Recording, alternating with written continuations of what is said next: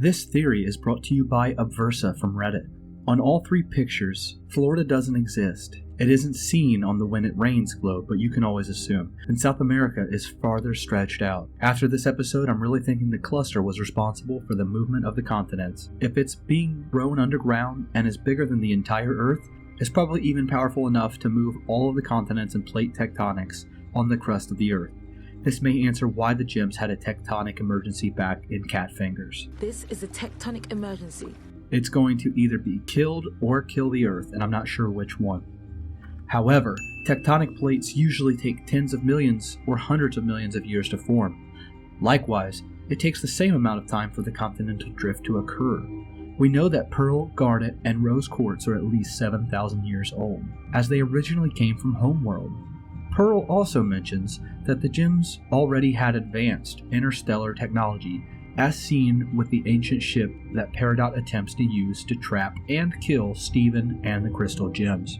Given the existence of other ancient gem structures built on Earth, including the lunar sea spire and the sky arenas, the gems may have been on Earth even before 5000 BC. Given how long it takes for intelligent life to form an interstellar civilization and empire on the level of the gems, and given that their technology was already advanced by 5000 BC on Earth, Homeworld must be a planet that is older than Earth, probably by at least a few million, if not a few billion years. In Space Race, Pearl also gives evidence for this. Well, Stephen, these warp paths were used to travel off-planet. They were our connection to the gem Homeworld and to the gem-controlled planets all over the galaxy. You've got plenty of spare parts here, albeit for an incredibly primitive, propulsion-based space travel. If gems have traveled all over the galaxy, likely they come from a planet older than the Earth, surely. Gems also must be a highly prolific race, perhaps even the dominant species across the galaxy. Given that Pearl mentions interstellar travel by Homeworld, calls human technology primitive, and Homeworld's practice of farming planets to create new gems, it provides solid evidence that Homeworld and gem civilization is far older than most tend to assume. And if that is the case, and Homeworld long ago scouted for planets to use to create new gems, and implanted the cluster in the Earth's crust or core, then logic dictates that they must have also first discovered Earth millions of years ago. Let's say that the gems were indeed on Earth hundreds of millions of years ago. If they were present, then they also would have been on Earth or aware of Earth for a major period in Earth's history, the reign of dinosaurs as the dominant species. Peridot's dialogue from Marble Madness also seems to back up this theory. So tell me, have Stevens replaced humans as the dominant species on Earth? It seems like a very odd thing to say unless one thing was true, that gems have been around for the dominant species on Earth to change at least once. What were the dominant species before for 135 million years on Earth? Dinosaurs. Given the tectonic activity mentioned by Captain Flambeau and its link to the cluster, there is even more evidence that not only were gems on Earth during the time of dinosaurs, but may have actually had a hand in the KT extinction event. Many people call it the extinction of the dinosaurs, and they're not wrong. However, the KT extinction involved much more than just the dinosaurs dying off. In terms of severity, the event eliminated a vast number of species. Based on the marine fossils, it is estimated that 75% or more of all species were wiped out by the KT extinction. However, the devastation caused by the extinction also provided new evolutionary opportunities. In the wake of the extinction, many groups underwent sudden and prolific divergence into new forms and species, filling niches left empty by the KT event. One of those species to ultimately arise was humankind, again tying into Peridot's dominant species quote. However, humans are a relatively new species, only first appearing about 2.5 million years ago. Our reign as Earth's dominant species is still in its infancy, compared to the 135 million year reign of the dinosaurs. If human evolution in Steven universe is directly parallel to that of our world, then gems would have likely been around during human evolution. There is no direct evidence that gems purposely selected for humans to evolve, but they were clearly present for most, if not all, of human history. That being established, let's take a look at how long it takes for gemstones to form. According to one source, amethysts may take about 39 to 42 years to form. How long does it take precious gemstones, such as an emerald or sapphire, to form into a crystal? It takes about 15 million years. And you are right, They did used to be in rock. The Appalachian mountain chain is the oldest in North America. Once they were the size of the Rockies, now they are worn down and all the minerals that were once deep inside are on the surface. Little fact for you, one of the world's largest emeralds comes from North Carolina. A hiker found it laying on top of the ground, and it was about 150 carats and valued at $300,000.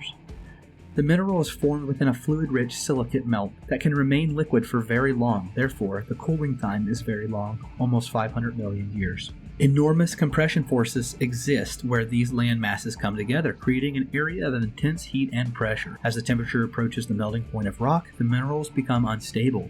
Over time, possibly millions of years, they change into new varieties.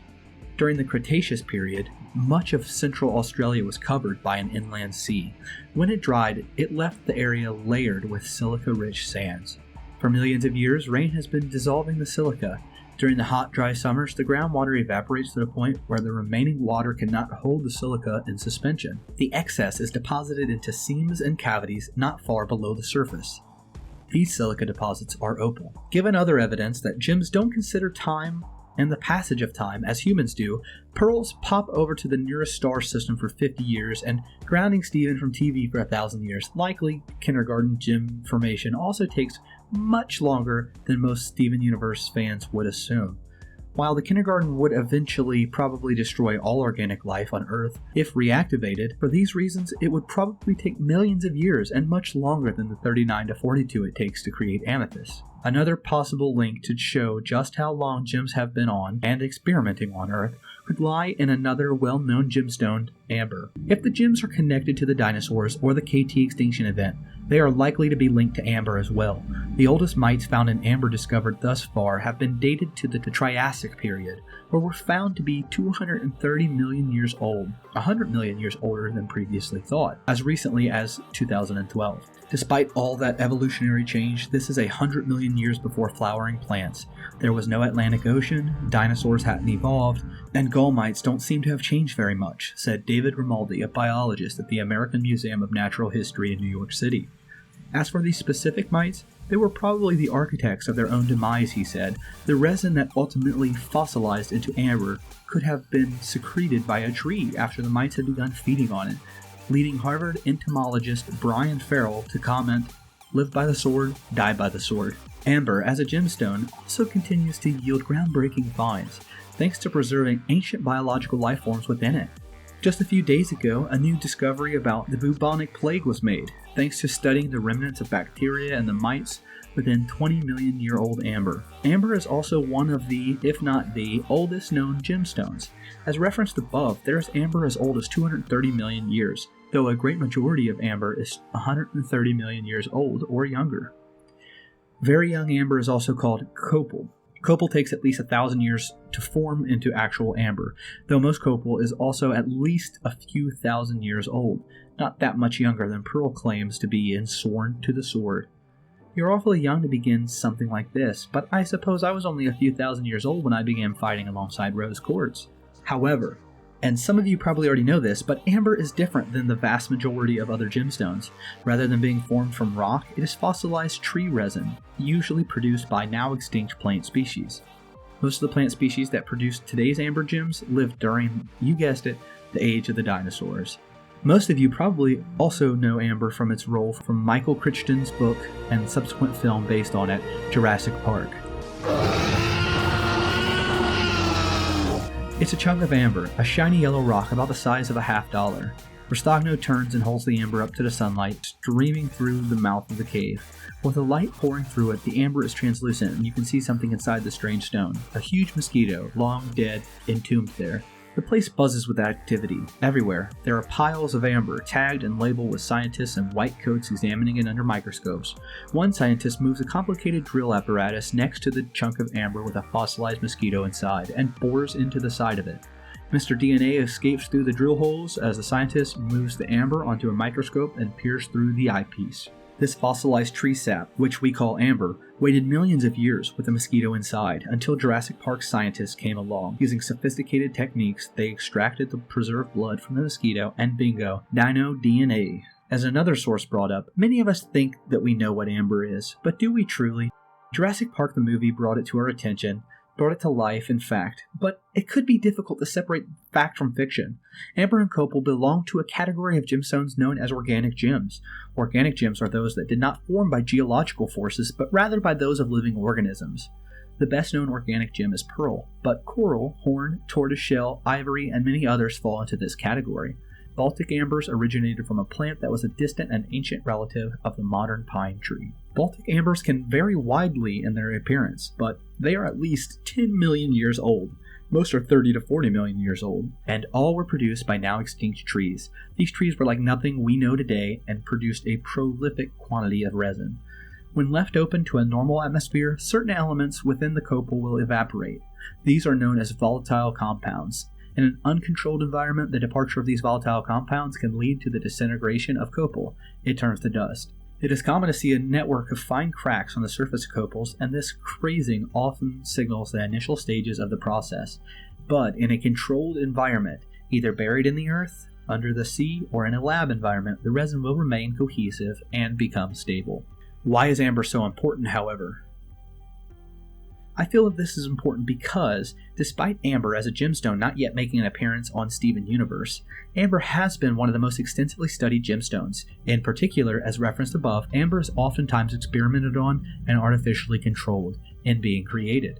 One of the most major reveals on Steven Universe to date is that the gems are also experimented on and artificially created.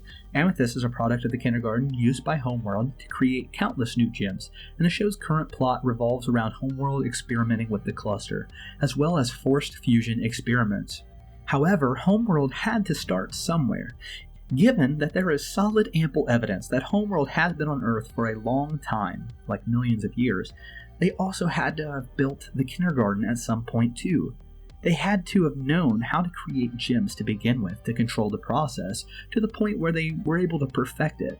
The only way to do that is through time and prior experimentation, and the study of amber, particularly how it links to the past. It could be very important in exploring how Homeworld first began its experimenting on gems, particularly how copals are studied on how they crack and if trying to form outside of a controlled environment. One of the above sources also stated, a number of treatments have been done to amber for centuries. Amber is not crystalline like some gems, and it has the ability to soften or melt and reform. This property is called thermoplasticity. While much amber remains natural, aside from the shaping and polishing, lower grades are commonly reworked to make larger pieces from small improved clarity, alter the color, or add dyes. But until recently, the final product has remained amber or copal, same as it started, and those processes have always left clues that a carefully trained observer can identify. Like many gemstones, as newer technologies have become available, new treatments have been developed.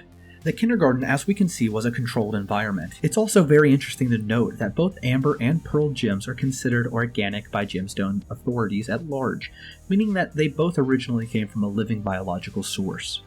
As others have theorized before, organic gems, including pearls, may also be considered less valuable than other non-organic gems. Jasper calls pearl some lost defective pearl, which implies that Homeworld had perfected the process of creating pearls sometime in the past. Otherwise, Jasper would not have referred to pearl as defective. The norm here, clearly, is perfection. One seasoned amber collector stated, "Copal is plentiful, real amber is not. It could be possible that pearl being defective is just one among many rejected models, a result from Homeworld's quest in creating perfect gems."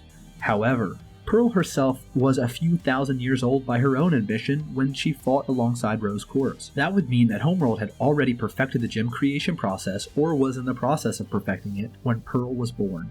But what about Jasper's comment about Amethyst being a puny, overcooked runt? To me, that could refer to one or two things, or possibly both. Amethysts, compared to other gemstones, only take a very short time to cook, only 39 to 42 years, compared to thousands or millions of years. Amethyst was still in there for too long. Amethyst has a tendency to regenerate or reform too quickly, as seen in Reformed. This could have sped up her creation process, resulting in her becoming overcooked compared to the other amethyst gems. That being said, one of the latest episodes, Nightmare Hospital, also established something important, crucial themes that are shared by both Steven Universe and its plot, and media such as Jurassic Park, the latter of which had discovery of a gemstone amber at the heart of the entire movie's events. In particular, Both Nightmare Hospital and Jurassic Park draw off Mary Shelley's original classic, Frankenstein. It is the classic cautionary tale documenting the horrific results of experiments done by those seeking to defy nature on their ultimate quest for the perfect man. Another is that unchecked ambitions can lead to disastrous consequences, one that Peridot mentions in Catch and Release. It doesn't matter what Earth is like. It's not going to be like anything soon. My mission, the reason why I'm on this sad rock in the first place, I was to check the progress on the cluster, just in and out, before it hatches. I wasn't supposed to get stuck here, but now it's going to emerge and nothing can stop it and we'll all be shattered. Lapis Lazuli's dialogue has also mirrored Peridot's at one point. Steven, Homeworld is not the way it used to be. Everything here is so advanced. I can't even understand it. Steven, don't put up a fight. It will only lead to a devastation. Also note Peridot's other dialogue. Oh my stars, you're going to harvest me? What I took away from this is that Peridot is not only afraid that the other crystal gems will harvest her, what I assume to be breaking apart her gem and using it in another forced fusion experiment, but that Homeworld also has a habit of harvesting gems. Peridot's dialogue from Catch and Release also mirrors the plot and message of Shelley's Frankenstein. The short answer to the question is that the message presented is that bad things happen. Shelley's genius is presenting the idea that human beings are capable of accomplishing extraordinary feats. However, there are natural limitations, and in ignoring them, bad things tend to happen. Victor exceeded these parameters in creating life. Sure enough, when he realized the folly of his actions, it was too late. When he failed to understand the emotional implications in creating life, it was too late. When he could no longer control his own creation, it was too late. The adherence to either a natural condition where humans are content with their limitations or seeking to overcome them with the full understanding that there is a line not to be crossed, a frontier that lies in the distance, not to be interrupted, becomes one of the driving forces in Shelley's work, and seeing a predicament thrust upon Victor and the monster. To sum it up, Nightmare Hospital and the Cluster are mirroring the events and message of Mary Shelley's Frankenstein. Thank you guys so much for watching. This video was massive. I hope you liked it. If not, let me know in the comments. Tell me why you didn't like it. I'm fine with that. I want to hear it. At any rate, once again, thank you so much for watching this video. I mean, I appreciate it so much. This video took me forever to edit. So if you would go ahead and give this video a like if you liked it, or give it a dislike if you didn't. Let me know what you actually thought of the video. With that being said, I'm interested in getting some more editors. If anyone could help take some of the load off my editing process, I would be able to make much more content. So, with that being said, you can always send me an email at happilyeveraftergaming@gmail.com if you have anything that you can offer to me to help this process along. Thank you so much for following along with me all this time. Here we are, 26,000 subscribers strong, and I'm so thankful to all of you. I'll catch you in the next episode.